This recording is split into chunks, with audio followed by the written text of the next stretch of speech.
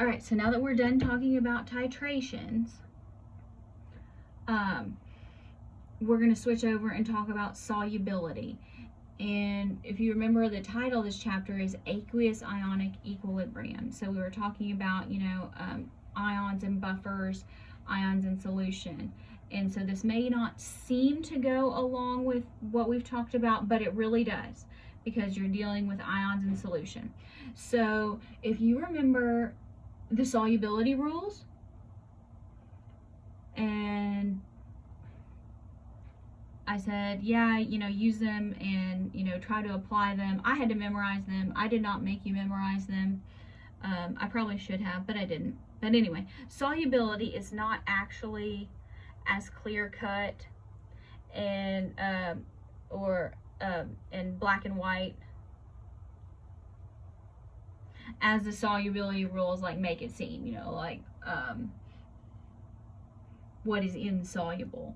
So what you actually have are degrees of solubility that is also based on an equilibrium process, and that is why it goes along with what we're discussing.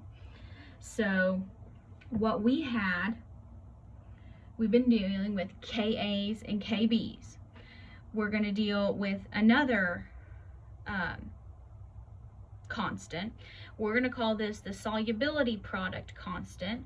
So it's going to be K because it's an equilibrium constant, and then it's going to be SP for solubility product. So KSP, that does not stand for Kentucky State Police in the context of this class, is the equilibrium constant for an equation that represents the dissolution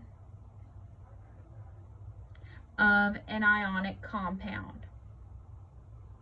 And that's what we're going to use to measure the solubility. And like other equilibrium constants, it also varies with the temperature. So temperature matters. So here's what it looks like. So when you're dealing with solubility, you should always start with your solid and break it up into its component ions. Okay, and then we're going to write our equilibrium constant. So products, so that's going to be calcium and fluoride. It's got a coefficient, so pay attention to your coefficients. We haven't been dealing with those as much. Now, remember, this is a solid, so solids don't count in the equilibrium calculation. So that's something that's really important to note. Now, let's go in and let's talk about molar solubility. Go ahead and introduce this concept. And what it is the solubility in units of moles per liter, which we'll kind of say molarity. And it's calculated directly from your solubility product constant. And it represents the concentration that's required in order to make a saturated solution, meaning if you add any more, it's not going to dissolve. So in order to be successful, you have to understand how ionic compounds dissociate. So they're going to break into their component ions. KSP, you're going to be given it. And S is going to represent, in this equation, we haven't dealt with S yet. S is going to represent the concentration that dissolves.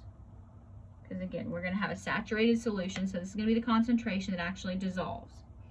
So here we're going to have our, I'm just going to make this like an ice table here. So initially, this doesn't matter, so just leave it alone. We don't have any ions. Now, before we did X's, now we're going to do S's, because S is for solubility. So S for solubility, S for solubility. Now this is a one-to-one. Remember, you have to bring down any coefficients if you need to. All right, so at equilibrium, this is S and this is S. Now, what you do next is you use your solubility product, and so let's write its expression. So silver ion, chloride ion. So now we substitute what we know. So 1.77 times 10 to the minus 10 equals S and S. So that's S squared. So now we just need to take the square root here, and this is going to be our amount that is soluble. So this is our saturated solution of silver chloride is going to have a concentration that is 1.33 times 10 to the negative 5 molar. So units matter here. So that's the concentration of our saturated solution. Molar solubility.